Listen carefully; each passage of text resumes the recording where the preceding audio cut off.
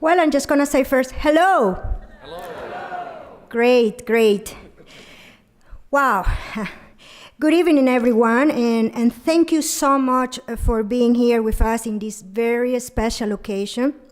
My name is Geraldine Botte, and I am the chair of the Ohio University's Distinguished Professor. This evening, it is my great, great pleasure to introduce two members of our community who have the highest reward for academic quality, excellence, and creative research. First, please welcome to the stage Ohio University's 21st President, Dr. M. Duane Nelles.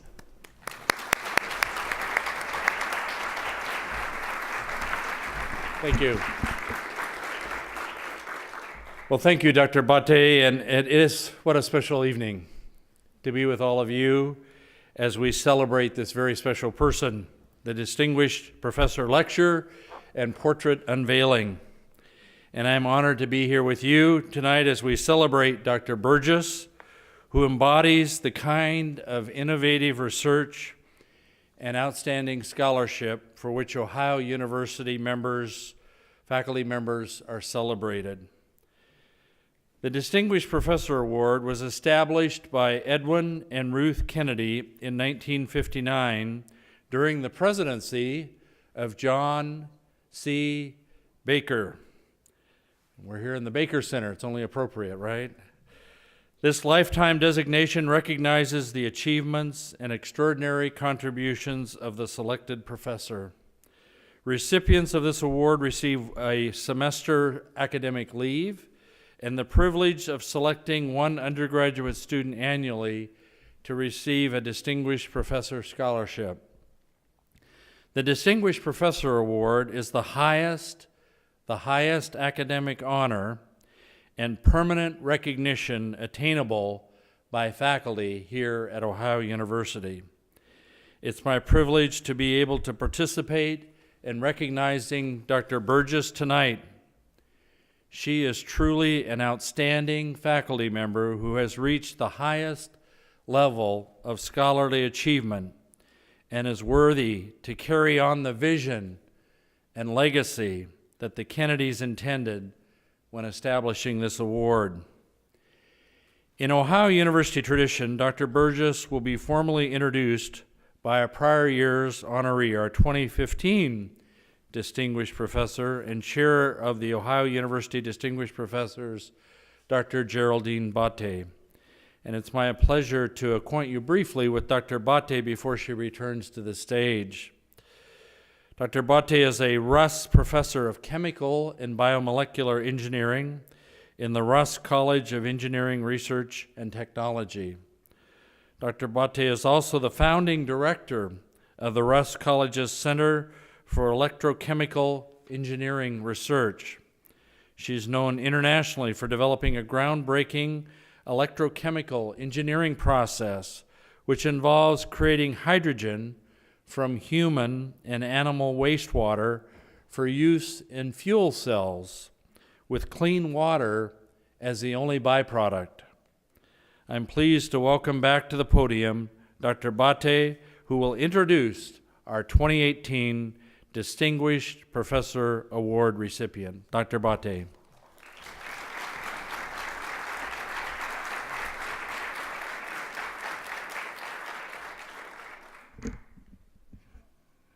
Thank you, President Nelles. Wow. It is a real honor and pleasure to introduce Professor Susan Burgess. Professor Burgess earned her PhD in political science from the University of Notre Dame in 1990. After a few years of a distinguished career at the University of Wisconsin-Milwaukee, she joined Ohio University in 2000 as an associate professor in political science and director of Women's Gender and Sexuality Studies program. And currently, she's also affiliated with the Center for Law, Justice, and Culture. Dr. Burgess is a esteemed professor of political science whose path-breaking scholarship has transformed how American politics is studied in the United States and across the world. Professor Burgess' work in the areas of law and court, Politics and Sexuality, Popular Culture, and Radical Politics has prompted scholars and professionals associations to redefine and expand the boundaries of mainstream political science and interdisciplinary legal studies. Professor Burgess has written, edited, and co-edited 5 books, see her collection over there, that has been adopted by libraries in over 70 countries worldwide.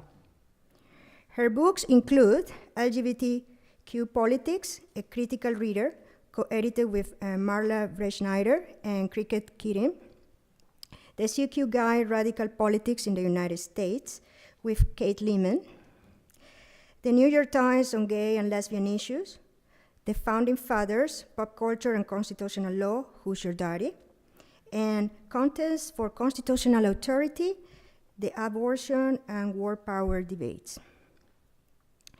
For example, her 2017 book, LGBTQ Politics, A Critical Reader, presents a collection of contemporary essays in political science that, as quoted from her introduction chapter of her book, that you're welcome to look at as well, addresses LGBTQ politics in the context of a variety of issues, including activism, law, coalition building, community, education, erotics, technology, marriage and families, globalism, intersections with other progressive movements, the politics of political science professional associations, teaching issues, public opinion, organizational strategies, right-wing resistance, and visions for the future.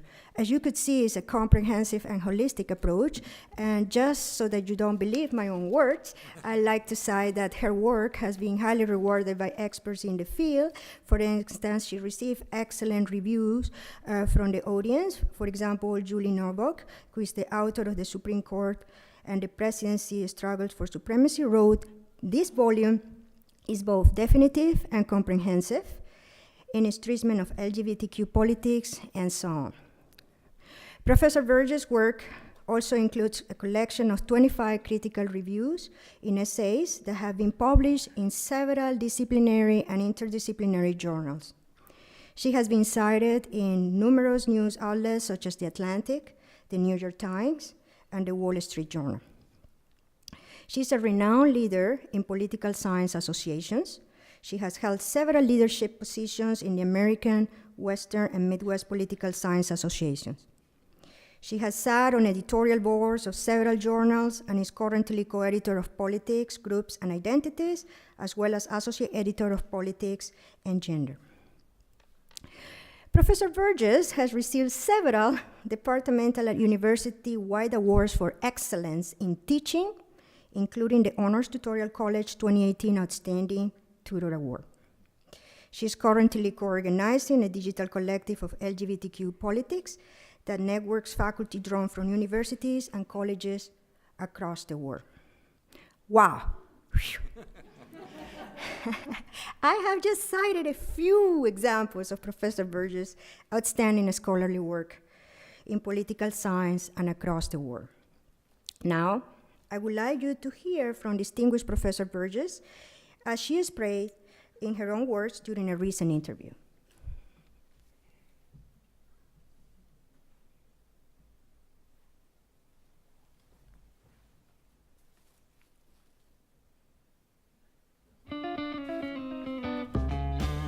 So I came to Ohio University in 2000, and one of the main reasons I came here was because I do work that isn't necessarily right in the mainstream of how political science is done at most universities. So I do work on LGBT politics and radical politics and pop culture, and a lot of political science places don't see that as central to what's going on in political science. But when I came and interviewed at Ohio University, I could see right away in political science that not only was the kind of research that I do tolerated, but it was actually valued. I was hired at Ohio University to come and help create the women's, at that time it was just called the Women's Studies Program, now it's called the Women's and Gender and Sexuality Studies Program, greater inclusiveness over time. I was hired to lead that effort. So I built on work that was already being done. Over about a 4 to 5 year period of time, we were able to develop the major. And now it's up and running, has very robust enrollments in all of the classes and very strong numbers of majors who are involved in it as well. We have half and half women and men in political science here at OU. And that's really important because political science is really a male-dominated field in most of the country and internationally. So that's really important to me that right away, right at the base and the base of our constituting our faculty and our governance of ourselves, we're half and half. Probably the thing that I love best about working here is that just embedded in what we do is this diversity of approach and diversity of who we are. So now we have a president who his first pathway and his strategic plan is that of diversity, you know? So this is a perfect place for me. In Athens, we also have to think about, we're embedded in a larger community in the county and in the region. And there are enormous amounts of poverty in this region. And we are lucky at Ohio University to have the resources that we have. So it's important for us to also think about the wider community too. So one of the things that I've done since I've been here, I worked with a small group of other people to create a women's fund in the Athens Foundation. And that fund is designed to give grants out to nonprofit agencies in the region that address issues around women and children, especially in terms of poverty. Our goal was to raise $250,000, and we finally were able to endow that fund last year. So in perpetuity, we'll be giving out grants to nonprofits that have that as their mission. So it's super exciting. But it's really important to think about the community that we live in broader than even just the students and the professors and staff and other people who work at the university, but the broader context in which we find ourselves. I first got an email from President Nellis that said something like, "Hi Susan, I have some news for you. You know, give me a call when you have a chance." Dwayne Nellis. And I actually thought to myself, oh, maybe this is spam. And then I called him up and I apologized for, being remiss in returning his phone call, but that I wasn't used to being called by the president. And then he told me that it was, very overwhelming. I'm very grateful for the award, and I'm really so proud to be the first woman in our college, because there have been many women before me who were equally, if not more, deserving of this honor, and there are women here now who are similarly placed in our college. So it's really important that we've broken through that barrier. Maybe the best thing about the whole Distinguished Professor Award is that every year, anyone who's been given the Distinguished Professor Award gets to choose a student who gets a full ride of tuition for the following year. And I'm so pleased to be able to do that every year. I can't even tell you what a great pleasure that is to be able to be a part of making a difference in someone's life like that.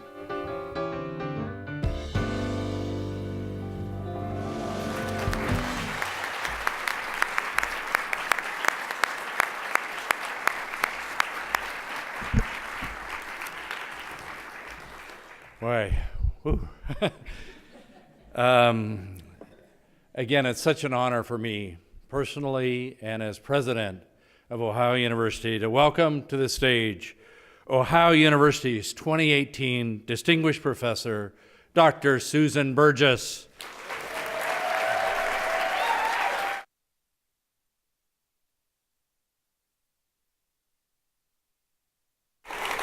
Thank you, sir. Thank you. Yeah, thank you. Congratulations. You should get in here, Dick. Yes, Jerry. Sorry. Thank you. So proud of you. Thank you so much, Let's sir. get the unveiling here. Okay, go ahead. The official portrait. Go for it. Here we go.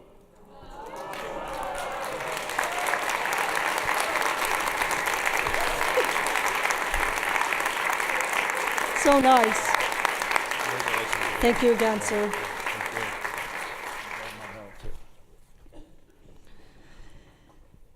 Oh my goodness. Thank you all so much. You know, and while we're on the subject of how great it is to give the scholarship every year, I would like to notice that Sadie Young, who, please stand, was the first student to win the award last year, is here. So please.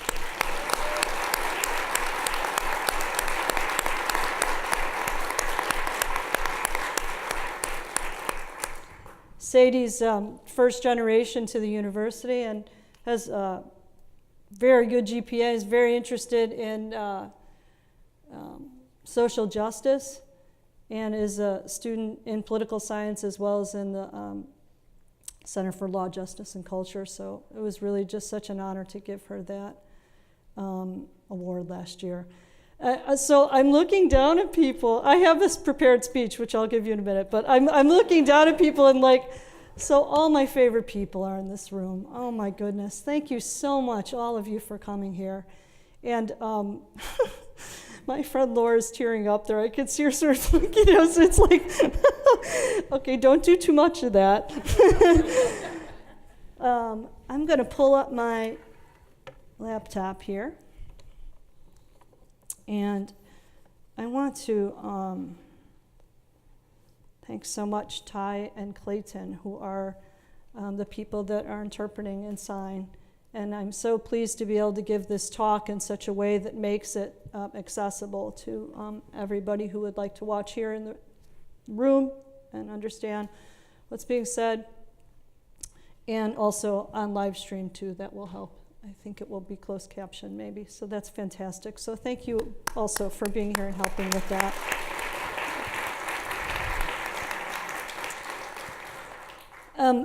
I also want to say that I'm sure you all know how much goes into an event like this. Oh my gosh, so much preparations to make it so nice in the way that it is here. There are so many people who have been so good about all that, and one of them is Marlene in the corner there. She's just fantastic. So thank you so much, Marlene, for all that you have done, and your staff, and Sam and his staff in sound, Liz Paul. Mark Crummell helped me put these slides together. He's fantastic to work with, and Todd put together the really fantastic video. All of this amazing stuff. So please thank them all too.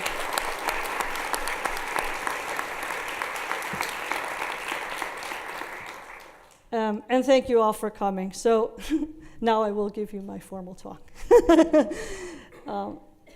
Good evening, and I'm so glad for everyone who's here. It's such a great pleasure to be here with all of you.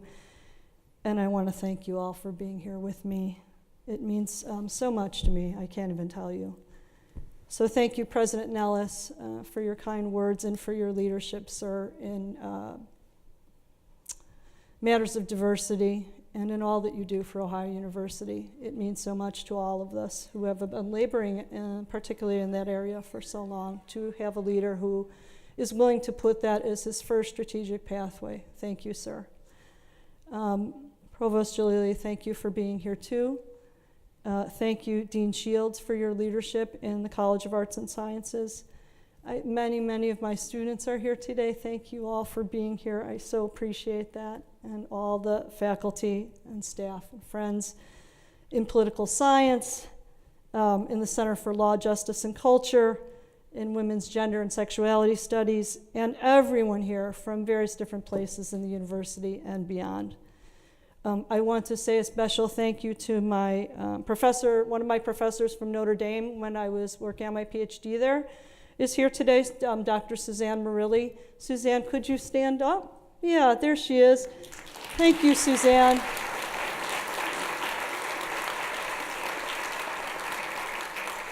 Suzanne and I were at Notre Dame at a time when it's a big department, like maybe 40 people or something. There were I don't know what, 2 or 3 women there. No women had been tenured there at that time that we were there. So Suzanne was a real leader in that way, and I so appreciate her being here tonight. I TA'd for her a long time ago at Notre Dame. I want to thank Dr. Andrea Bunch, my dear friend who is here from Chicago tonight, my music teacher and very dear friend. So please stand up, Andrea, and say hello.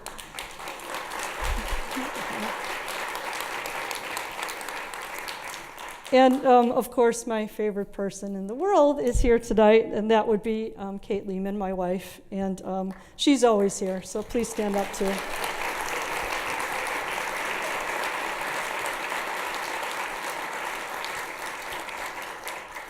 And of course, I want to remember my dear, dear Aunt Cassie, who always was here before she left this world. But I feel like she's here tonight too, in some other form, some other energy.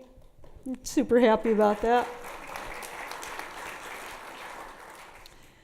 Friends, we typically honor individuals, but we all know that good work really takes place in communities. And it sees the light of day only because creative people working together challenge orthodoxies and make ideas that once seemed heretical more visible, more known, eventually even more accepted. As some of you know, political science as a discipline has long been, and is still in many places, most places, very male. Women make up about 25% of the tenured faculty in political science nationally. But as was mentioned in the video, here at OU, our department is 50-50 men and women. That is unusual, and it is impressive, and something that should be recognized and celebrated. But you know, it's also the case, as was mentioned in the video, that I am the first woman ever to be named Distinguished Professor in the College of Arts and Sciences, and to my knowledge, the first gay person in the entire university to be so honored. So that means that for 60 years, no woman in our college was deemed worthy to receive the university's highest distinction for faculty members. I know, we know, that it can't be that no woman was worthy of the award during all that time. So I accept the honor tonight, and we celebrate it together for all the women, all the gay people, all the LGBT people who have worked so hard to produce important research over the years here at OU, and for everyone who has worked to make OU a more welcoming and inclusive place over the years, amongst whom we count everyone in this room. So thank you for all your hard work. And having broken through, I hope that it becomes commonplace for women and minorities in our college and throughout the university to be nominated and to receive this award. Because I know, we know, there are so many who deserve it. What does it mean for a lesbian who is working class and first generation to the university to be given this award? What does that say about the times that we live in? It means that our world is changing here at OU, progressing in some ways towards greater inclusion of those who had been previously been excluded, thought to be well outside the boundaries of the mainstream when we were thought of at all. It also means that LGBT inclusion in American life is changing. And that's what I'm going to talk with you about today. How did that kind of change happen? Here we see depicted police beating with tremendous force two young members of the LGBT community during a protest at the Stonewall Inn in New York City in 1969. It's kind of startling, I have to say, to see it so large, because when you look at it this way, you can really see the look on the policemen's faces there, and they are really, that guy is putting his full might into that stick. And this one here, this gentleman here, is pulling the guy up by his hair. So it's really quite startling. The Stonewall Inn protest was widely understood to be the founding moment of the modern LGBT movement in the United States, and to some extent worldwide. At the time, it was regarded as a minor event of local interest, relegated to a couple of paragraphs in the back pages of the city section of the New York Times. So this state violence that we see in that picture on the left I juxtapose that against the photo of Jim Obergefell, who is from Cincinnati. He's the named plaintiff in the landmark case that established marriage as a nationwide right for same-sex couples. This case is widely understood to be the most significant civil rights victory for the LGBT movement to date. It was decided roughly 1 year before Donald Trump was elected president, the most significant and unpredicted setback for the movement in recent times. So, political and legal transformations occur in complicated ways, often in the face of powerful countervailing forces. And this is the focus of my new book project, which will be included in, I'm so happy to announce, I just found out about this last week, what good timing, a new book series on LGBTQ politics that Heath Fogg-Davis of Temple University and I will be editing for NYU Press. And this is a picture of Heath, my dear friend and now my colleague and co-editor in this series. And that's his book, his most recent book, one of many that he's written, which was an academic bestseller at NYU. So I'm super excited about that. And then my book will go in there too. It's very exciting. These are the main questions that I'll be addressing in my new book. How were LGBT people transformed from dangerous perverts who threatened family and state to military heroes and respectable married couples and parents?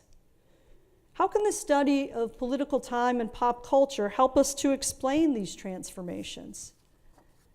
And can LGBTQ people become rights-bearing citizens and remain a free people who continue to forward a politically transformational agenda? Mainstream political science has been able to show a remarkable increase, and here we see it in this slide here, in acceptance of LGBTQ rights in recent years. But it has not been able to fully explain how and why this occurred. In part, that's because of the relatively rapid pace at which this change seems to have taken place. I was working on these two books when I first started thinking about the new project that I'm talking with you about today. So the book on your left here is a deep historical dive into NYT, New York Times coverage of LGBT issues over time since the paper's founding in 1851. The book on your right is the first collection, as Dr. Bate mentioned earlier, on LGBTQ politics and political science in the United States, covering all its major subfields. It includes mainstream and edgier work, but all of it has a critical edge to it. So this historical work and then this more critical work, these books got me to thinking about LGBTQ politics in the context of political time. So political scientists, especially those interested in a field called American political development, sometimes use the concept of political time to try to understand huge transformations or shifts in politics. In the early days of this field, these scholars focused on party realignments or shifts in the balance of party between the political parties. And as you can see here, there have been 6, maybe 7 such realignments in US politics. And they typically occur when large-scale social shifts are also taking place. So, without even looking at the list, you could probably think about when some of these might have happened: the Great Depression, the Civil War, the Reagan Revolution, and so forth. So these patterns happen about every 40 years or so, roughly 40, 50, something like that. And we are long overdue. But in the time before they happen, even right before, it's typically unthinkable for most people to imagine a different political order than the one they're in. And yet, we know that these huge transformations have occurred regularly in the past. We can look back and we can see that, and so they're quite likely to occur again in the future. So it's quite likely that we are in the midst of such a realignment right now.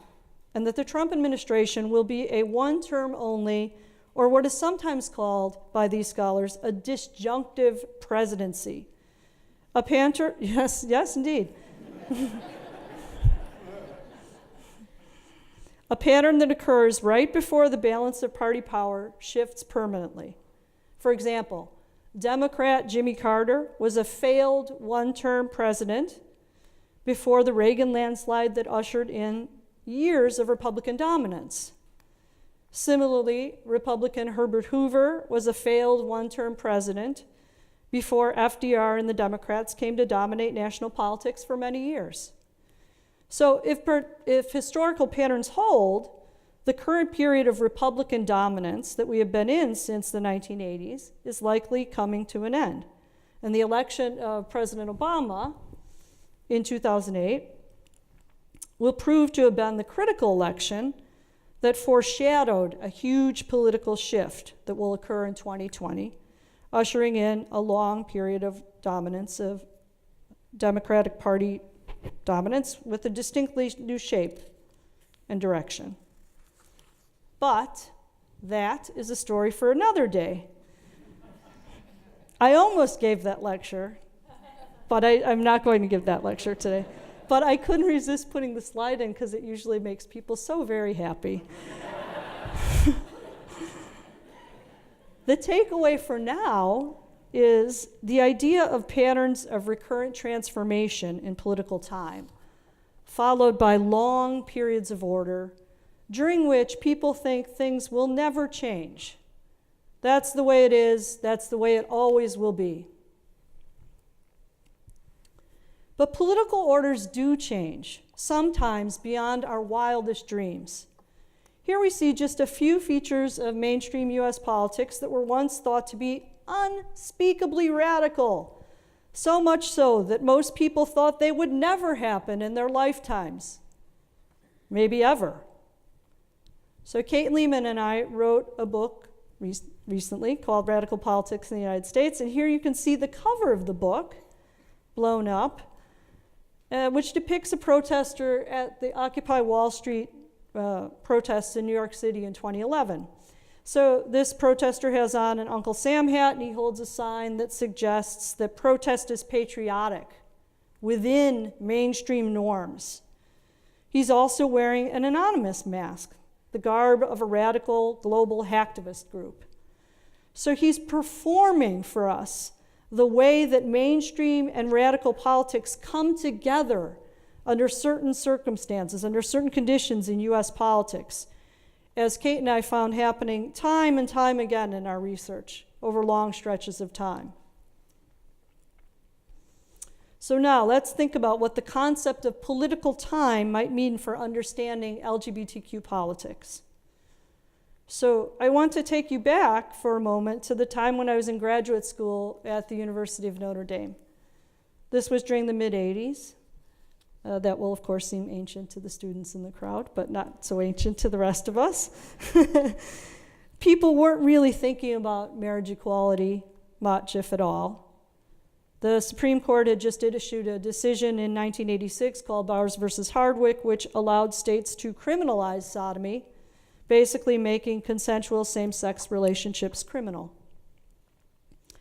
AIDS had recently been discovered, and the gay community was being decimated while the federal government did nothing, did not even speak about the crisis. Although AIDS was discovered formally in 1981, President Reagan did not utter the words AIDS publicly until 1987. At that time, the only place that Notre Dame allowed LGBT students to meet was in the health center, because we were thought to be mentally ill. After I finished my degree there as a young professor in Milwaukee, the political context, of course, remained difficult. And in the department where I worked, several of my colleagues were openly hostile to LGBT people. Some were not, but it was a hard place to be in many ways. And on the national stage, after promising during his campaign to lift the ban on gays in the military, President Clinton instead brought the Don't Ask, Don't Tell policy into effect, allowing gays to serve, but only if they remain closeted. He also, of course, signed the Defense of Marriage Act into law, DOMA, which said that the federal government would only recognize marriages between one man and one woman. Also during this time, the American Political Science Review, which at the time was the only flagship journal in the United States in political science, that journal was desk rejecting any and all manuscripts that addressed LGBT politics. We know that this was happening because several of us at that time flooded the journal with manuscripts, and they were summarily all desk rejected. And even though our action proved an important point, exposing blatant discrimination, it is hard for me to tell you, even now, how humiliating that rejection was. All these years later, it is still sometimes very difficult to think about. In any case, you can see why even the most optimistic and resilient people, among whom I count myself, may have thought, okay, marriage equality may happen in some distant future, but certainly not in my lifetime. That is because political thinking, political imagination gets stuck in specific political orders. Transformation becomes so hard to even imagine that when it does occur, it seems sudden. So scholars and pundits now talk about how marriage equality came so fast that mainstream political science models can't account for it. And yet once transformation comes, people start talking about it as if it was inevitable. So just a few years after the Obergefell case, the marriage equality case, when marriage equality became the law of the land, many of the same people who couldn't imagine marriage equality adjusted to the new normal and assumed that the completion of the LGBT civil rights agenda was inevitable. And here you see a book that was written around that time, the book cover, that declares victory. Of course, some of these folks aren't so sure anymore because of the surprising electoral victory of Donald Trump just a year later after the marriage equality case. So, what sense can we make of these twists and turns between order and political transformation in LGBTQ politics? So, I sometimes use in my work pop culture because I think that pop culture provides a reflection upon time that can help us to understand these complicated shifts. And reflecting on the past lends itself to more critical thinking beyond a mere analysis of the present or acceptance of the status quo. And it does so in a way that is more democratic because it's accessible. It opens up to us future possibilities. So I'm going to show some clips tonight. Yay. I won't just be blathering on the entire time, although there'll be plenty of that, don't worry. Let's see how this works in a popular movie. So Julie and Julia, who has seen that movie, Julie and Julia? Yeah, many people saw it. It's almost 10 years old. It's been around for a little while. And that's a movie that moves back and forth in time between two lives. So the first is the story of Julie Powell, Amy Adams, a young petty bureaucrat. She's working in Manhattan for the newly established Department of Homeland Security, answering phone calls from distraught family members of 9/11 victims who and while she's living in a rundown flat with her sort of newish husband in Queens. So she's bored with the constraints of her work and family life, and so she decides to undertake a year-long project that involves cooking every single one of the 524 recipes in Julia Child's classic work, Mastering the Art of French Cooking. So that's one story. And then the second story is that of Julia Child in post-World War II Europe, as she's putting together that famous cookbook. Now it's famous. And the film just moves back and forth between the two, focusing on their burgeoning careers and marriages. So the clip that we're going to take a look at in a second comes towards the end of the movie. Julia Child and her husband, Paul Child, who was an exhibits officer for the U.S. Information Service, so sort of kind of a propagandist for the United States, begin to worry that he may lose his cherished 5-year posting in Paris due to rising McCarthyism in the United States. And Julia asks, why is that? And he says, well, Senator McCarthy doesn't like people like us. And when she wonders aloud what they've done, Paul responds, we haven't done anything. That's not the point. The point is we were in China, and that's practically sufficient. So we're going to watch a short clip here where he's called back to Washington for questioning, if we can. Have the clip? Dear Avis, we've been through our own version of Kafka. Paul dear. went off to Washington, and in my innocence I thought it must be because the United States government had finally realized how valuable he was. Far from it, he was being investigated. He spent 3 days being grilled in a windowless room with a foot-high stack of papers ominously sitting on the table. They asked him about our friends, our books, our China years, our patriotism. They even asked him if he was a homosexual. Are you a homosexual, Mr. Child? No. I'm not homosexual. This is not a joke. I'm well aware of that. He came home exonerated, but thoroughly bruised. Oh, Julia, it was a nightmare. What am I going to do? I feel like my entire life has been a waste. Okay, One more thank you. posting. Okay, so we didn't have the visual for that, but fortunately for you, Meryl Streep is quite evocative, so you could probably understand what was going on. So the scenes that we heard offer a revised story of the McCarthy period, during which many federal workers, especially those in the State Department, were purged from the government on the basis of accusations of being communist. Somewhat less well known is the fact that many were also purged during this time due to alleged homosexuality. So this film shows, occasionally when it plays, not only that happened, but also that the purgers, the government, are in the wrong, and that the accused, Paul Child, is being victimized with clear material and psychological consequences. So Paul's private admission of hurt certainly admits or indicates a kind of victimization, while what he's doing when he's being interviewed there is he's smirking. His smirking public resistance suggests a kind of heroic defiance in the face of real danger. So the film's revisionist history suggests that an important but complicated transformation in public understanding has taken place since the 1950s, one that pop culture can readily register. So in the project that I'm working on now, I argue that civil rights narratives can be broken up into 3 major stages, which I call traditional, transitional, and concluding stages.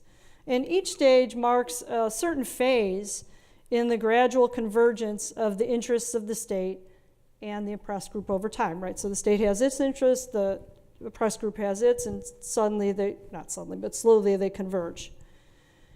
In the first, or traditional stage, the state denies the excluded group the full rights and privileges accorded to other citizens on the basis of moral inadequacy and the threat that the very existence of the group is thought to pose to the state and its supporting institutions and norms. So at this stage, a fledgling, civil rights movement is only beginning to organize to gain basic rights and liberties. In the second, or transitional period, state exclusions and popular prejudices continue, but as the movement, a little parched. As the movement for inclusion expands and gains momentum, it more effectively challenges these traditional norms and starts to prompt the public to consider the full possibility of rights and liberties for the outgroup. So what it's doing there is kind of creating an alternative narrative to the traditional exclusionary narrative. Slowly, the excluded group begins to be cast not simply as a threat to the power of the state, but also as a victim of it, as we were kind of seeing in that clip. A long period of struggle ensues with moments of movement, triumphs, and losses, and perhaps more importantly, policy compromises. So this is typically the longest stage in the movement, perhaps creating that perception that the concluding victory seems to happen suddenly. In the third, or concluding stage, the excluded group comes to be seen not simply as a threat to the state, not simply as a victim, but more or less as full citizens who can heroically defend the state and participate in its institutions. The hearts and minds of most of the American people have changed as traditional norms and assumptions are resoundingly rejected. So political elites and the general public largely embrace American ideals of toleration and inclusion in an apparent triumph over historical prejudice and exclusion, offering a seemingly happy ending to a story with very troubled beginnings. So there's a way in which, There's a way in which a classic civil rights narrative seems to align pretty well with the post-World War II history of LGBT politics and the shift towards greater popular tolerance of LGBT people in the United States. The struggle for the three main pillars of LGBT civil rights, decriminalization of sodomy, inclusion in the military, and marriage equality, transform LGBT people from perverts to private citizen, from subversive to hero, and from pedophiles to parents. So let's focus in just for a second on one of these areas, military inclusion. So first, the traditional stage. In the clip we just saw, McCarthyite forces during the Red Scare led thousands of people to be accused of homosexuality and purged from government service on the grounds that homosexuals were unfit to serve on moral grounds. Around the beginning of the 1960s, very tentatively, fledgling gay rights groups began to publicly challenge the state's exclusion of homosexuals from full rights and liberties, including exclusion from military service. So at this time, homosexuality was regarded by many as a moral perversion or at best a psychological disorder. Even in cosmopolitan places like New York City, it was actually criminal for homosexuals to meet or work in state-licensed venues, including bars and restaurants. Homosexuals were regularly arrested merely for socializing in bars, hence the political raid of the Stonewall Inn, which led to the birth of the modern LGBT movement when patrons there had had enough of this kind of treatment.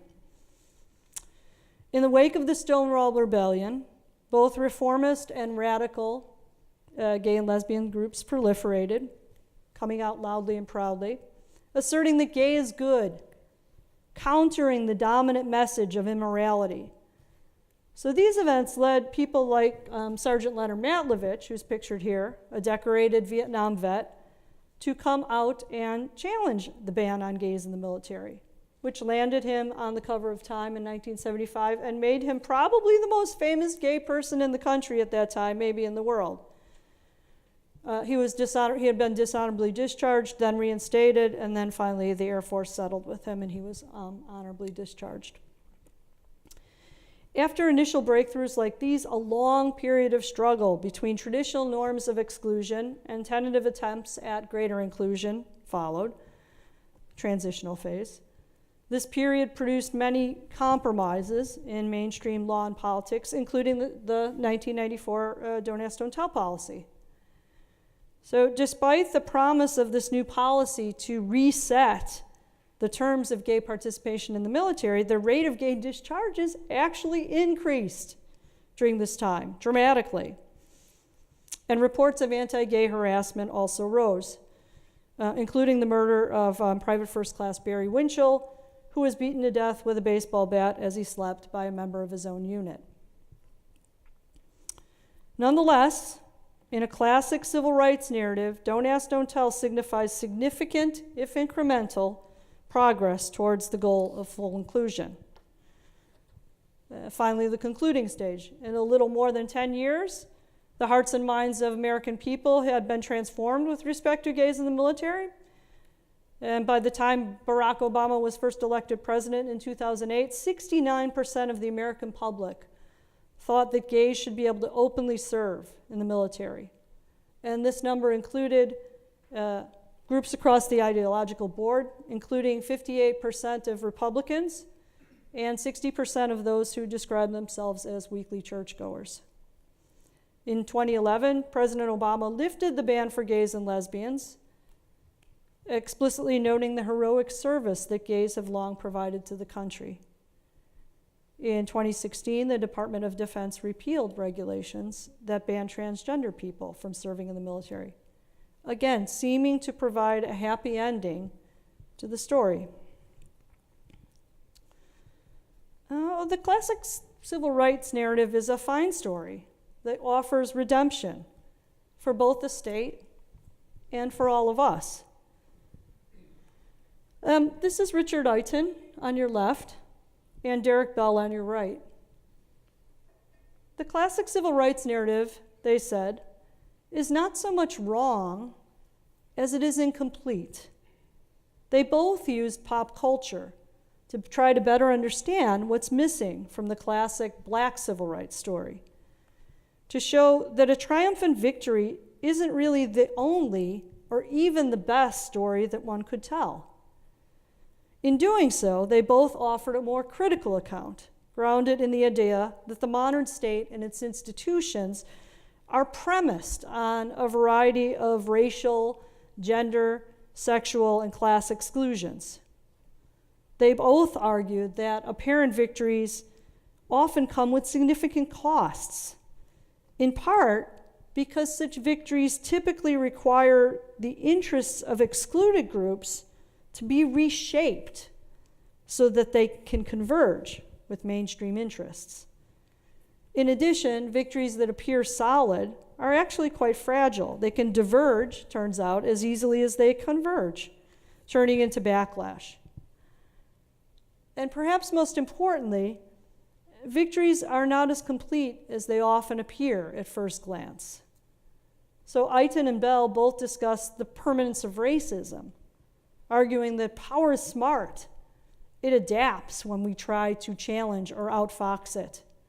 And it comes up with new, more clever ways to oppress us. Bell, on your right there, a law professor, famously used science fiction, or what is sometimes now called speculative fiction, to illuminate these points, landing himself on the New York Times bestseller list in the process. Eichen, who was a political scientist, both of these gentlemen are passed away now. Eichen was a political scientist at Northwestern. He suggested that pop culture has long been overlooked by political scientists because it is often thought of as like pre-political or apolitical, sort of outside of politics. So culture and politics don't mix, especially when compared with studies of electoral or institutional politics and policymaking processes. So while pop culture studies typically do not offer causal or even probabilistic hypotheses, the way mainstream political science typically does, pop culture studies often provide a thicker description of legal, political, and social understanding that can better illuminate shifts in longstanding beliefs. Or as political scientists Vicki Haddam and Joe Lowndes put it, official policy changes are often nested within a broader context of cultural change that can intersect with elite decision-making, transforming what we want, what we desire out of our political systems. This suggests that pop culture is an important site where politics and social conflict are negotiated over time.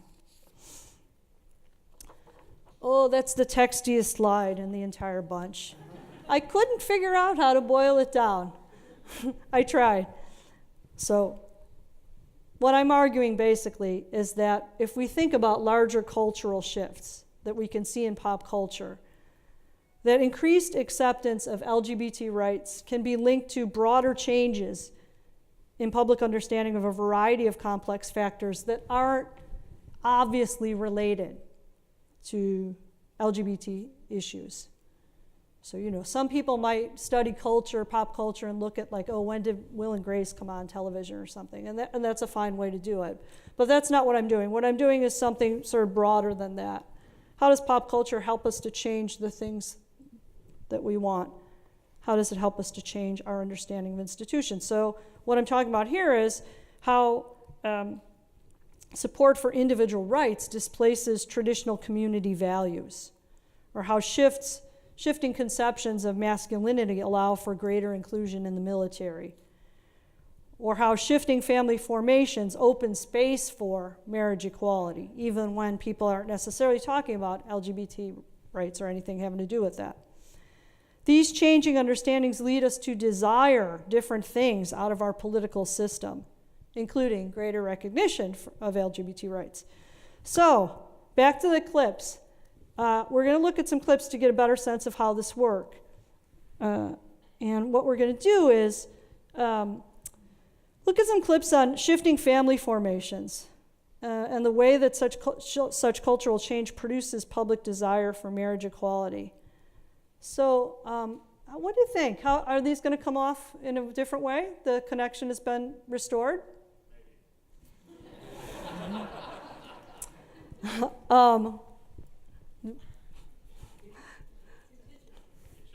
Okay, that's excellent. I'm so very glad to hear that. So we're going to look at 3 different shows, and you can see them here. And what we're interested here is the shift from a traditional assumption that the nuclear family is just sort of given, natural, assumed, to a shift where marriage and family aren't seen as natural at all, but as completely constructed and hard, if not impossible, to attain, assuming that they're still desired. So we're going to start off with Leave It to Beaver, representing the traditional period. How many people have seen Leave It to Beaver? Is that like so many people have seen? Okay. Excellent. That really helps. So it started running before I was even born, so it's not a given that people would, know that. It ran from 1957 to 1963. 234 episodes, just a slew of them, in 6 seasons of a kind of comedy about family life. There's no reflections upon time. There's no flashbacks or anything like that. Just the nuclear family in the present. And for the most part at this time, television families aren't yet seen as dramatic. Rather, the nuclear family is just tremendously idealized through kind of situation comedies that offer object lessons about family and social life. So, all of you, many of you have seen it, but for those who haven't, Leave It to Beaver revolves around the life of Theodore Beaver Cleaver. Here, I'll show you. There they are. His nickname is Beaver. Theodore Cleaver and his family, his older brother Wally, his stay-at-home mother June, and businessman father Ward, who live in an all-white suburban development. And the humor of the show largely stems from misunderstandings that young Beaver has about how to address everyday issues at home and at school. So sort of mild amusement results from Beaver maneuvering to figure out how to resolve these, to him, very complex, but to the viewer, pretty simple situations without getting into too much trouble, often creating ultimately harmless havoc in his wake. And at some point in every episode, Beaver's misunderstandings and mischief are found out and he has to come clean. And at that point, his father typically steps in to explain the morally correct way to address the situation, meting out well-deserved punishment as order is restored.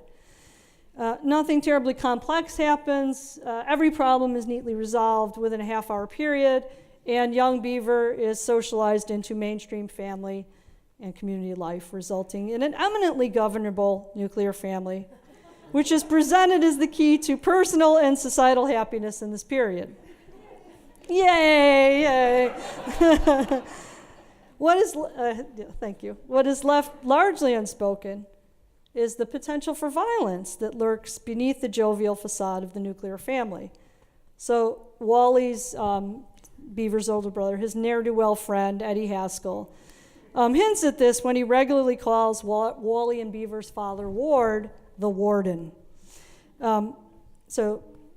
People of color, the poor, LGBT people, and or those who live in cities are airbrushed out, really any sort of alternative family.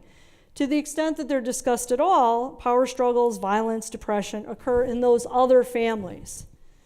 So in the clip that we're going to look at in a minute, we get a very rare glimpse of this. Here, the non-nuclear family is shown, at first appearing desirable to Beaver because his friend Chopper from camp is from a broken family. And he's getting all sorts of gifts from his parents who are divorced and want to win his affection. So Beaver starts engaging with his parents and saying, "Are you sure that maybe you're not thinking of divorce?"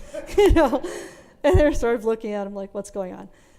In the end, Chopper has to return home before this overnight that he's doing over at Beaver's house because his mother has the weepies and needs his help.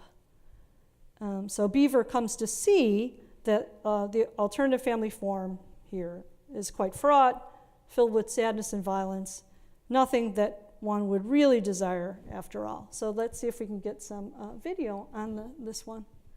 That would be lovely. Boy, Chop, I sure hate to see you go. Oh, great sadness. Yeah, me too. Hey, when am I coming over and run your electric trains? You wouldn't have much fun at my house. You goofy or what? I don't have much fun. Can you stop the clip and try to get the video? Why should you? Thank you. Thank you. What do you suppose? Is it a connection? These went well so over earlier in the day. They really did. Oh boy. Do you want to give it another go, or can you like fiddle with the wires, or no?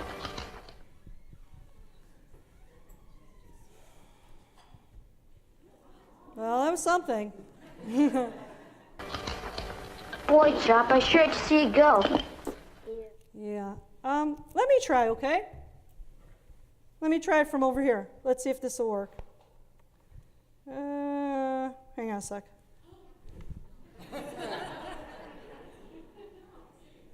Let me see though, but now see we have to suffer this. Whoa, whoa, whoa. Thank you. Okay, so we have to go through this and then we'll try to.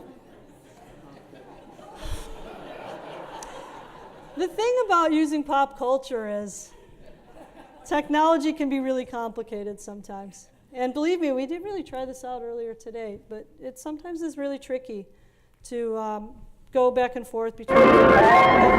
Leave it to Beaver. So we're going to go to. Starring It's maybe Barbara about right here. Billingsley. Let's see. Us. Not quite. Hang on. Hi, guys. Hello. Let's see. Maybe Hello. right there. Boy, Chop, I sure hate to see you go. Yeah, me too. Hey, when am I coming over and run your electric trains? You wouldn't have much fun at my house. You goofy or what? I don't have much fun. Why should you? Gee, you got all those families. So what? So my mom keeps telling me how mean my pop is, and then when I visit Pop, he tells me how mean Mom is. Do folks ever do that? Never. Yeah, it's better the way it is with your Mom and Dad. I saw them together downstairs, standing close like you see in the movies. Guess they like each other, huh? Yeah, I guess they like each other pretty good. Ask me. You're lucky. Gosh, Chop, you're lucky. Getting all those presents and things and stuff. Boy, if I had all that, I'd sure be happy. No, you wouldn't. You do what I do at night when I'm sad. Gee, Chop, don't tell me you get the weepies too. Boy, oh boy. Oh, such sadness. It is. It's terrible. Okay, so Beaver learns the lesson that when you roam outside of the nuclear family, there's nothing but trouble out there. Let's take a look at 30-something, representing the transitional period, right? So Beaver's the traditional sort of nuclear family is just a given. And 232 of those episodes revolved around the nuclear family with 2 aberrations. Now we're going to take a look at 30-something, representing transitional period. Who has seen this show? Many people, not everyone, but many. It ran from 1987 to 1991. It included regular flashbacks, fantasy, parody, and other forms of reflexivity. All of these kinds of techniques were used to complicate more idealized narratives of the way the past was. The nuclear family remains desirable, but it begins to be represented as more fraught due to the increasing difficulty of balancing work and family life for both men and women, even for the lives of these very privileged white Ivy League graduates. Alternative family forms, alternative desires are regularly explored. So, reflecting the transitional nature of this period, most of the central characters yearn for some version of the nuclear family, but also for more fulfilling work lives, thus challenging the rigid sex and gender roles of the traditional family in the context of an increasingly austere economic environment. People cheat, they're sad, they're anxious, central characters die, people of color and gay people have recurring, if less central, roles. Businesses are going under, expenses aren't being met, marriages are failing. The material home of the central couple, Hope, right, Hope and Michael, is under continual reconstruction, clearly a metaphor for the family itself. According to Albert Oster, this show reflected and shaped the culture of the 1980s and early 1990s. It was even used by family therapists to get, in real life, to get new patients talking about mixed feelings about marriage, parenting, and work-life balance. So let's see if I can get this one going from here too. Yeah? Well, let's see here. I got it going. Can you give me sound?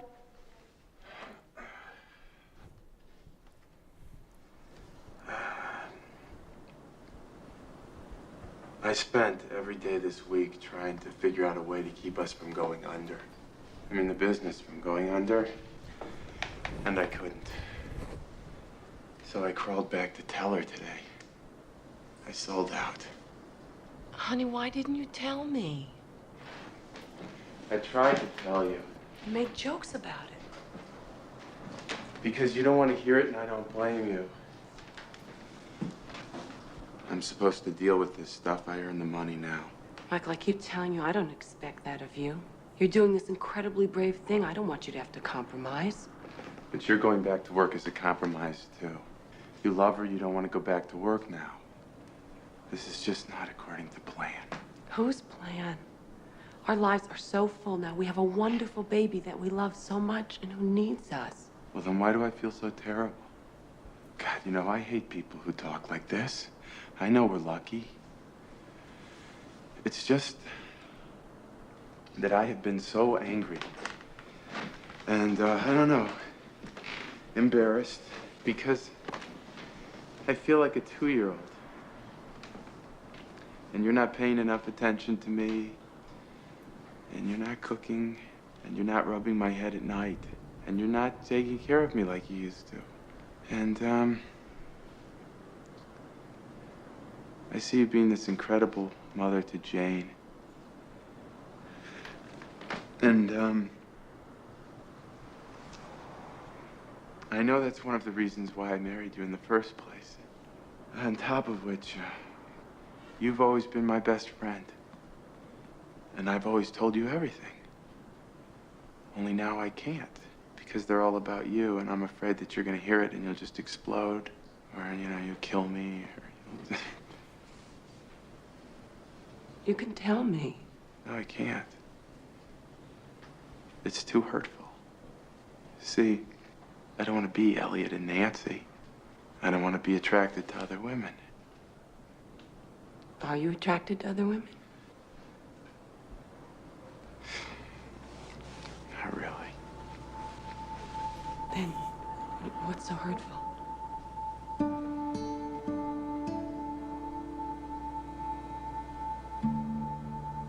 sorry. I admit it. I really liked our life. I liked the fact that you were beautiful. And I liked the fact that you were exciting. I liked the fact that you had a dirty mind.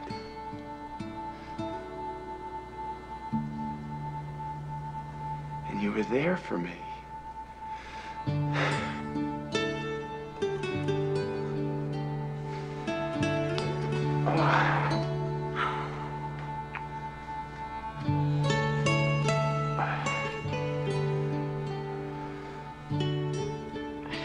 Don't you think that I want to be there and interested in sex every night and exactly how I was before? I do. I love you. But Michael, we have to learn to talk about all this or it's going to get us. I think other people had kids before. So why is this so hard? Because we expect too much. Because we've always gotten too much. I think that our parents got together in 1946 and said, let's all have lots of kids and give them everything that they want so they can grow up and be totally messed up and unable to cope with real life.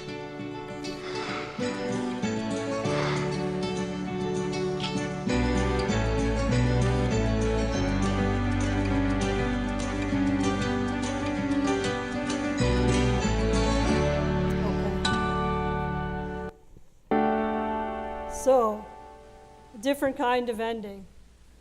No, let's stop there. Let's stop there. Thank you. We can move on from that. Hang on. Let's go back to the show. There we go.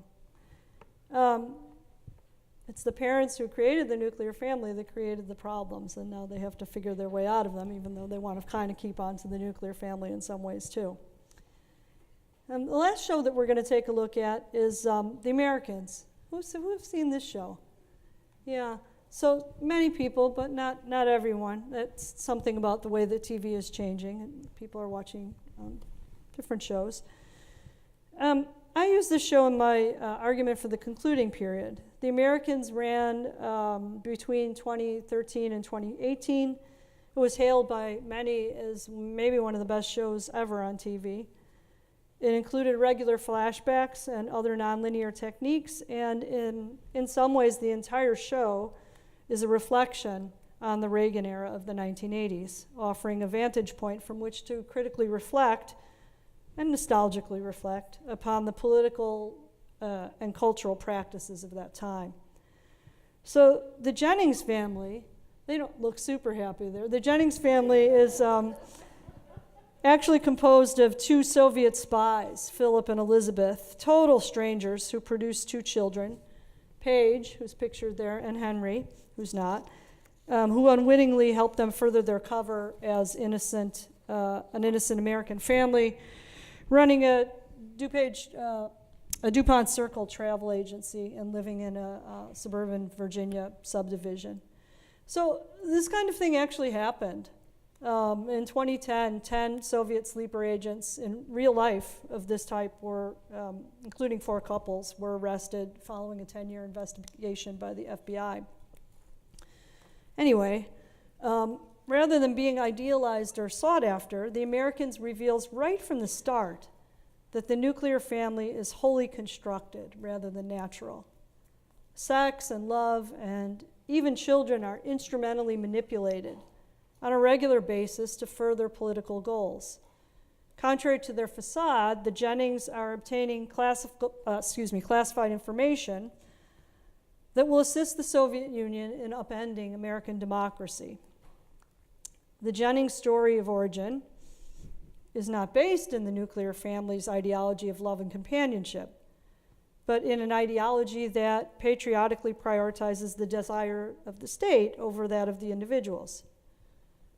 This show also upends the gender norms that were once central to the nuclear family. Elizabeth here is far more ruthless and unflinchingly committed to Soviet ideology than Philip, who at times falls prey to the satisfactions of capitalism's material excesses, even as it fails him in the end and his travel agency goes under. We see people of color in important and sustained roles including radical black activist Gregory, Elizabeth's one true love, not her husband, Philip. Gregory is her true love. These enemies of the state are actually the heroes of the story. So in the clip that we're going to watch in a minute, Philip and Elizabeth and their daughter Paige, who's now a Soviet spy in training, their daughter, they're in disguise and on the run. Their cover's been blown, so they're headed for the Canadian border, where they can more easily escape to the Soviet Union. They're seated in different places on the train, so they aren't as readily identified as they cross the border from the US to Canada. The Jennings have already left their son behind. He doesn't know about the whole spy thing. And they've made arrangements for their neighbor, an FBI agent of all things, to look after him while they're presumably live the rest of their lives in the Soviet Union. Okay, so let's take a look at this. I will run this from here.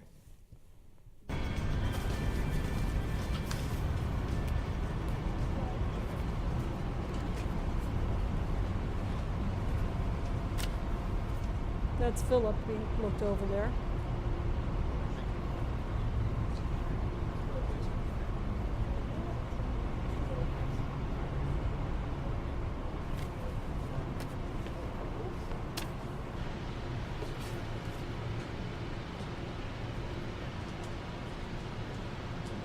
And there's Elizabeth.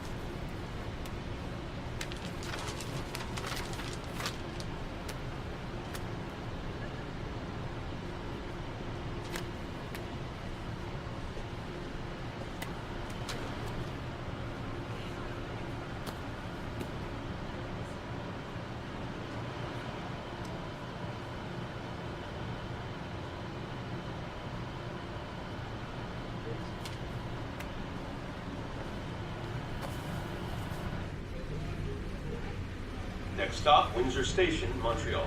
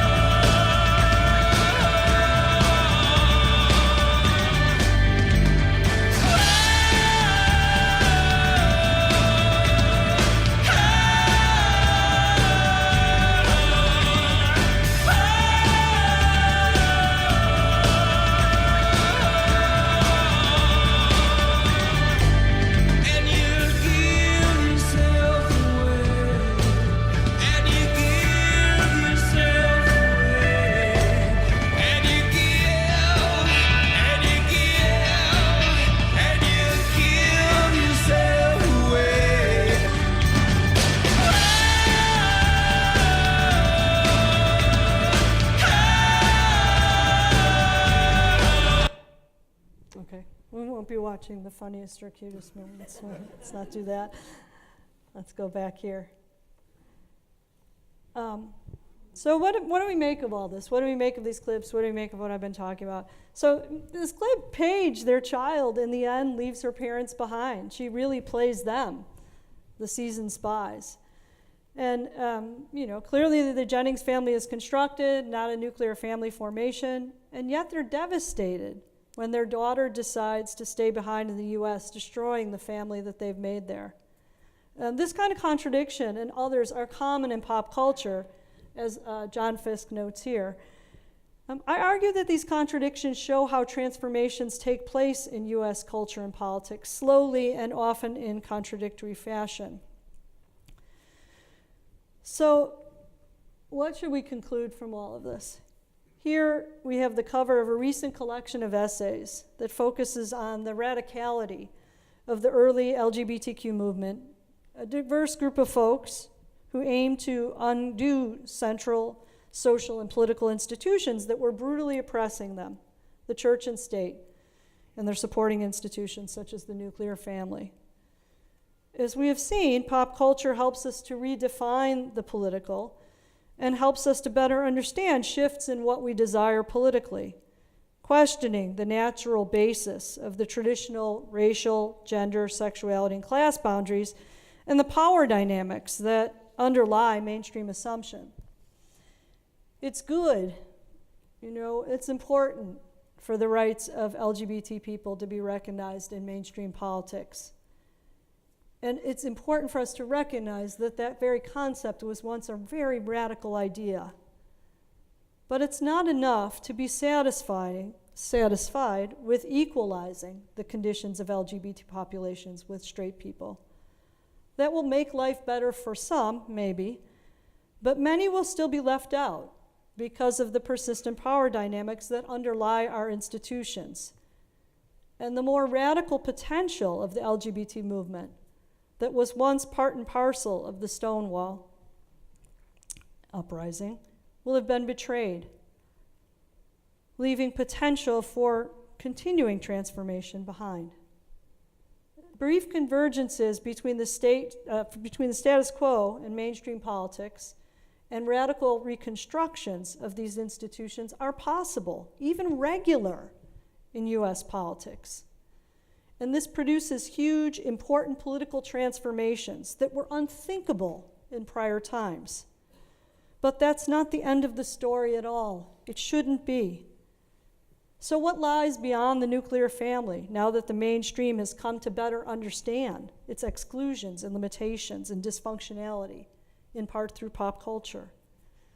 Rather than allowing our political imaginations to be stuck in whatever's in front of us at any given political time, let's commit ourselves right now to always expanding our imaginations, to produce, to see, to embrace more just, more inclusive and democratic radical futures, especially those that seem improbable in our current political time. Because if we are fortunate, those visions may not seem radical at all in the not too distant future, as what we expect of mainstream politics, what we desire, is transformed before our very eyes. Friends, thank you so much for your attention and patience tonight. I really appreciate it.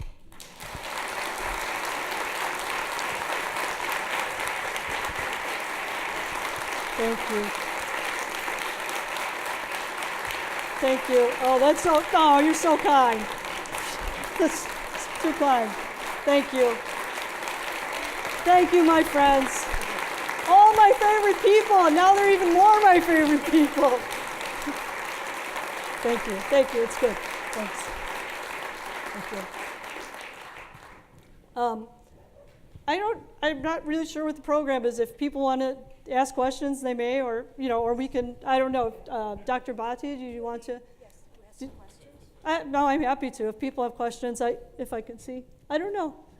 If not, it's okay too. Is anybody burning with to know anything further?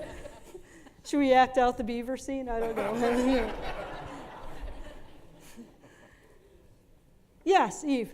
This is Eve Ng, who's a professor of media studies and half-time in women's gender and sexuality studies as well. Susan, thanks so much for this talk. You've given us so much to think about. My brain is burning. I don't know if burning's the right word, but whatever. It's burning in a good way. I just wanted to ask you maybe to say a bit more about what you call pop culture.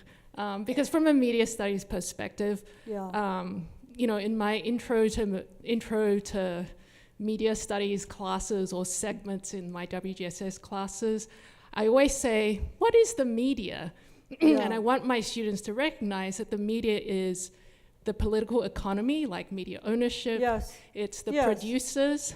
Yes. It's the media texts, and it's also the audience and all of the relationships amongst those components. Yeah. So that part of what is, I think, really interesting in this talk is to think about how do those different components speak to this really interesting sort of broad claim about pop culture and what it tells us about political transformation. Yeah. And then secondarily, sorry, but You did tell me I could ask the first question.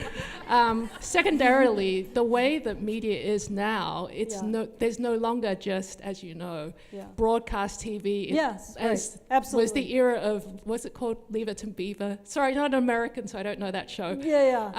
But now with, obviously social media, there are so many, there are like millions of different sort of perspectives. Yes, right. And so what do we mean now when we talk about pop culture? Yes. Is Tumblr part of pop culture? Because that is often a site for a lot of radical expressions, Yes. LGBT.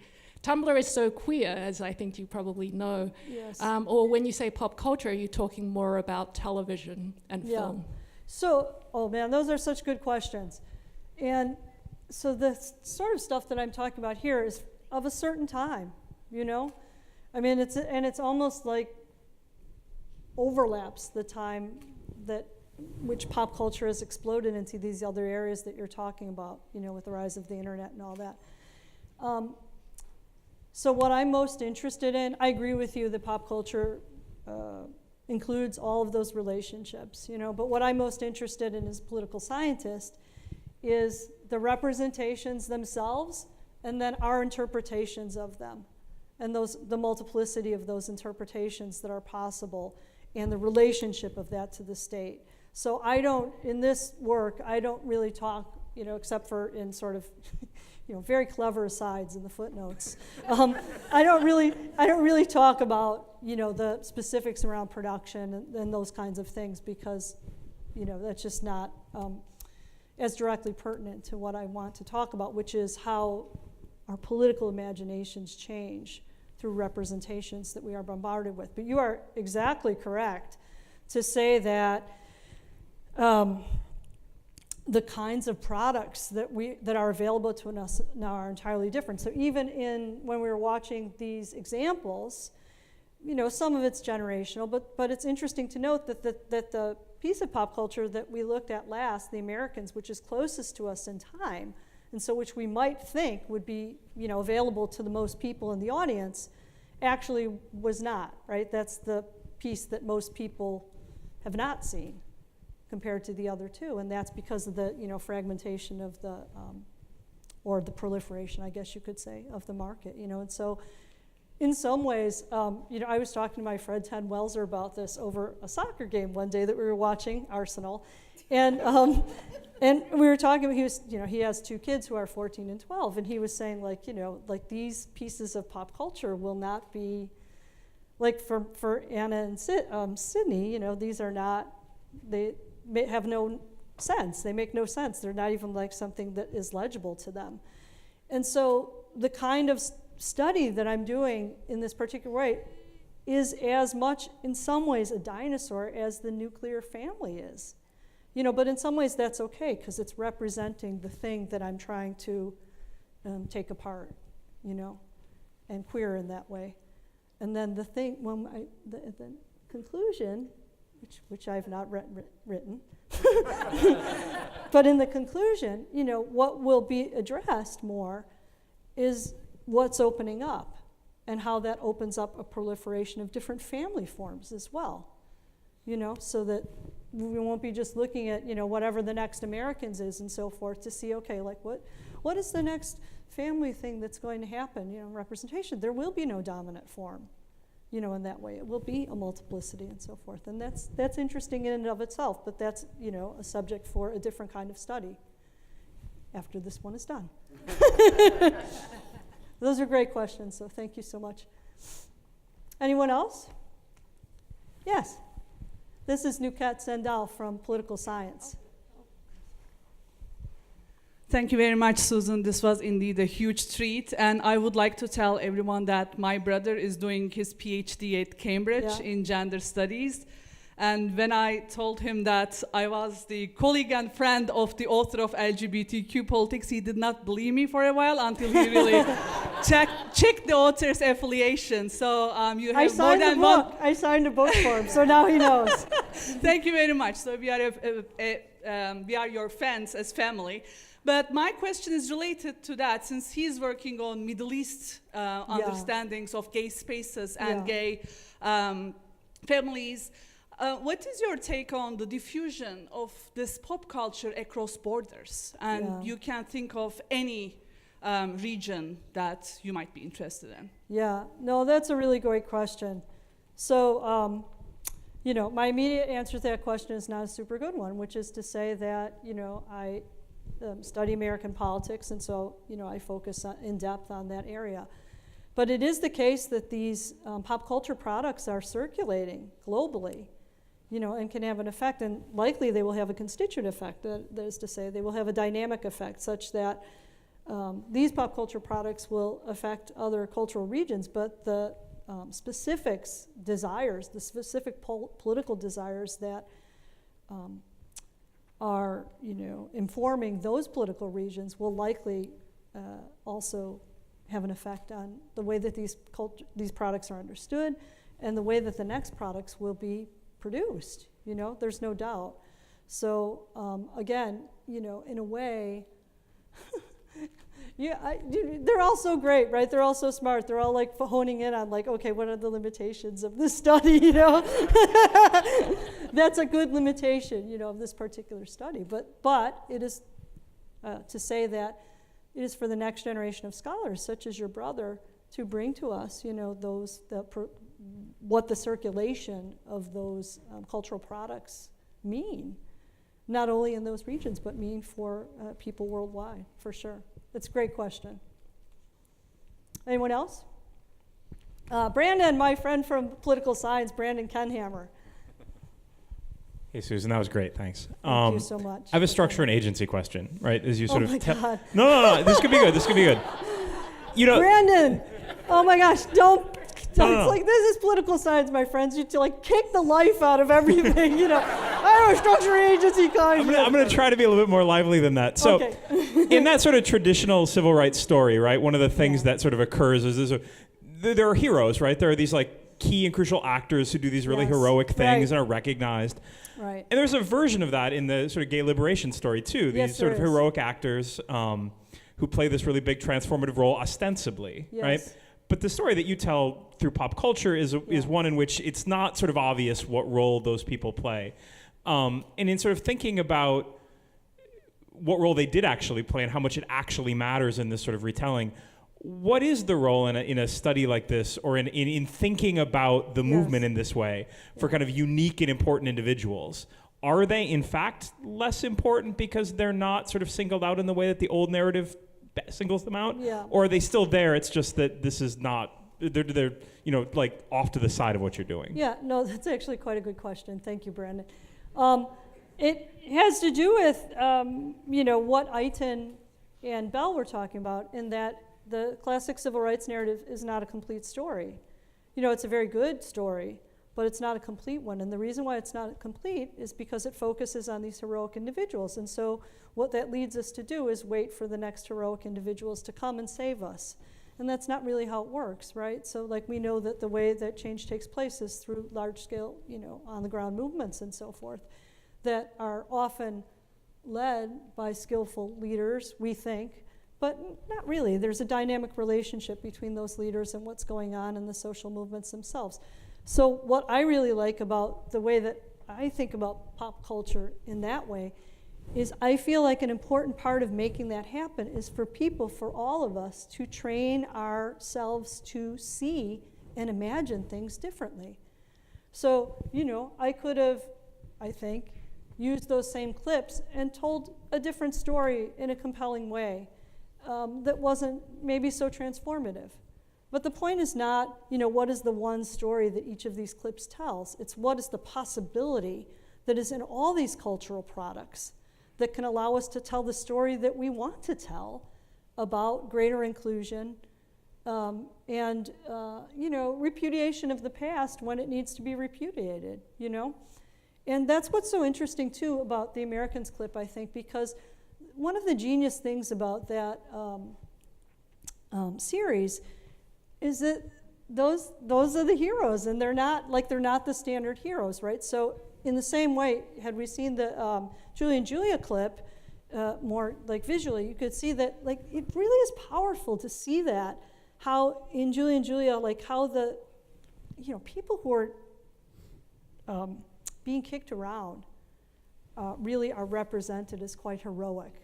You know, and so how does that take place? Like how did, I mean, we know, we can see, like I showed you the slide with all the things that we never knew, you know, people never thought would be mainstream.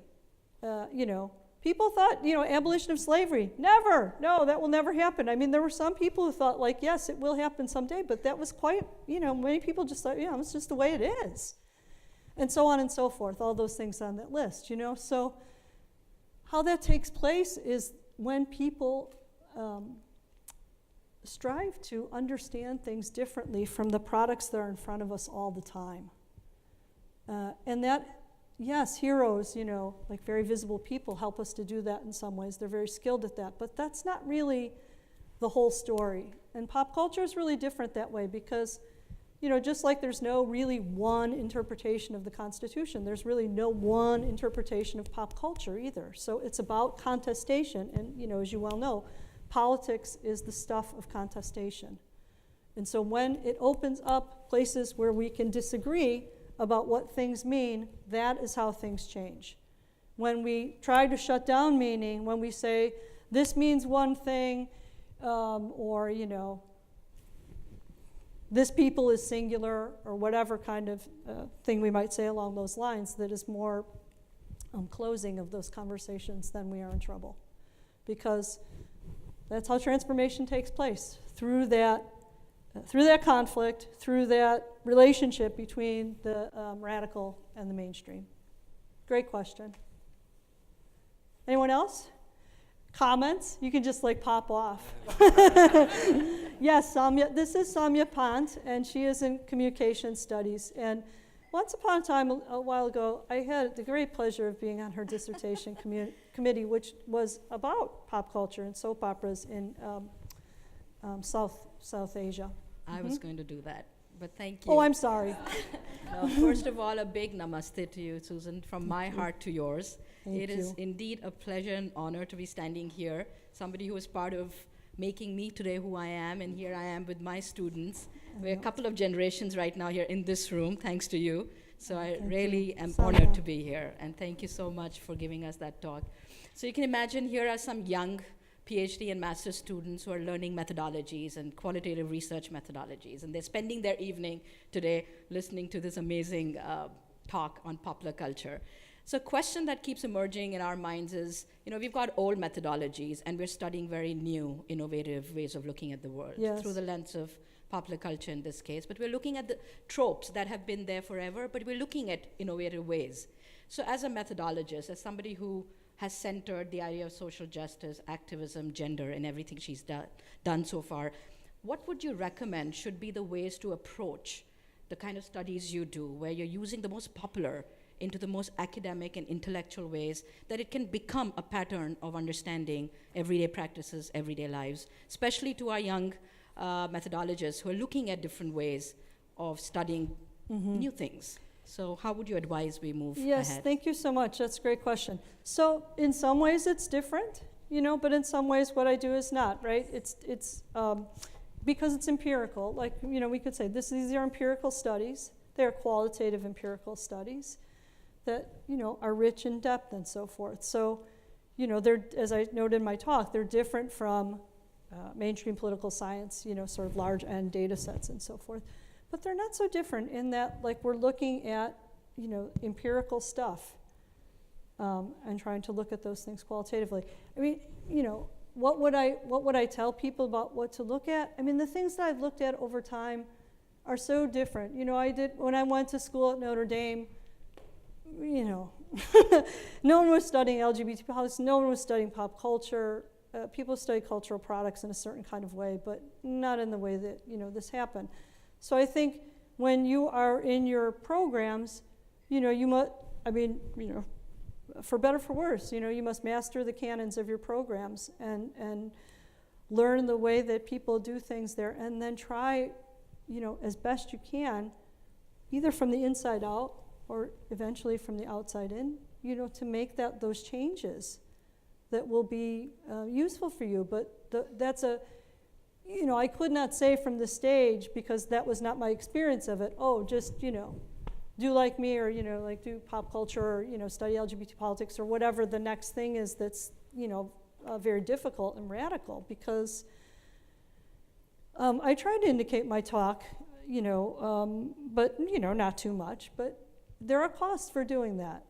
And one has to be very careful about how one thinks about the way that one constructs one's studies, and very clever about how to do that, because you want to persevere, because if you want to make change in the world, you want to make change in your discipline, you have to, go about that in the way that you have longevity. So one must be very strategic, and the terms of power changes all the time. So you must be very nimble and try to understand that as best you can from the context in which you find yourself. I'm not in communication studies, so I can't really, in any kind of useful way speak to what the ground is like there. But that's part of what you're learning, so that you can learn how to expand those features, the parts of it that are not acceptable, and that you can see perpetuate the status quo and perpetuate great injustices.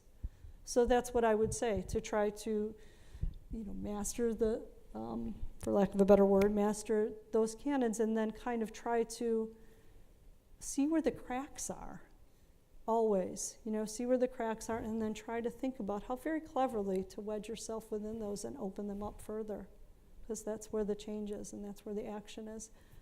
Yeah? Please.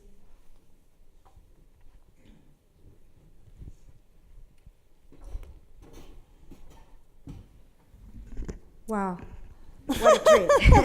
I have no words but to say wow. So what a fantastic talk. Let's thank Professor Burgess one more time for her fantastic lecture tonight. Thank you.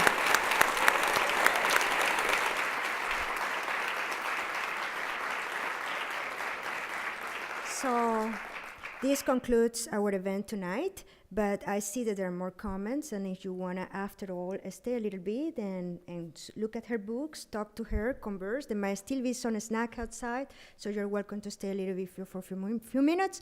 But thank you, everyone, and have a wonderful evening. Take care. Thank you so much. Thank you. Thanks, Julie. Thank you so much. I really